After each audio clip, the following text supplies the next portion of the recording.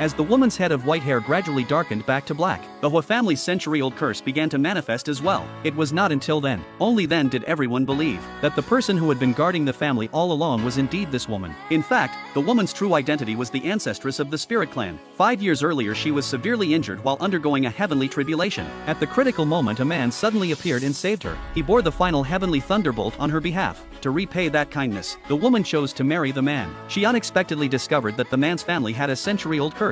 All the males in the family never lived past 30. Each year they had to find someone to take on the disaster for them in order to survive. To prevent her husband from being selected to bear the disaster, the woman found a way to send him abroad to look for a solution. Then she used the pretext of praying for the family's blessing. She moved alone into the old family house to shield her husband from disaster. Thus her hair turned completely white overnight. Her appearance also became aged. For 5 years the woman diligently tended the jade censer every day. She only hoped that she could break the family curse. In 3 more days this century-old curse would be completely lifted. The woman finally received news that her husband was returning home. Unexpectedly, he brought back a mistress and an illegitimate child. The husband was very surprised to see how aged she had become. At that moment the little boy asked who this old woman was. The woman demanded to know what he meant. The husband, however, claimed that to break the family curse, she had deliberately sought out the Spirit Clan's high priestess to bear this boy. He said that as long as the child lived in the house, he could shield the family from disaster and prolong their lives. Only then did the woman realize that the mistress was her descendant. However, the mistress's meager abilities could not possibly break the century-old curse. All these years it had been the woman who shielded the family from disaster. But the family did not believe it. They agreed to let the mistress and the child stay. The woman realized her husband had already turned his heart away.